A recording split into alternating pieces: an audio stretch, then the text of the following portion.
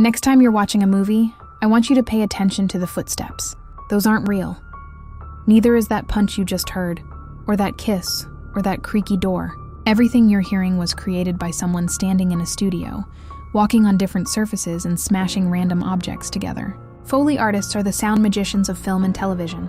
Their whole job is to recreate everyday sounds in perfect sync with what's happening on screen. When you see someone walking across gravel, a Foley artist is actually walking across gravel in a studio, matching every step. That bone-crunching punch? They're probably hitting a head of cabbage or slapping raw meat. That horse galloping probably coconut shells on a table. It's all fake, well-timed, and absolutely essential, because the sound recorded on set is usually unusable.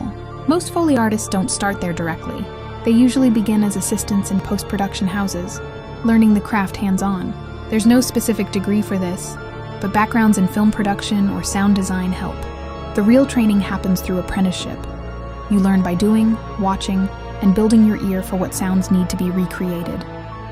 Entry-level assistants start around $55,000, which is tough in expensive cities where these jobs exist. But experienced Foley artists working at major studios earn $85,000 to $150,000 plus. The top people in the industry working on big-budget films can make even more. If you would love to apply to these jobs, look at major post-production houses, Skywalker Sound, Warner Bros., Universal Studios, Sony Pictures, or production companies in your country. Los Angeles, Vancouver, and New York have the most opportunities.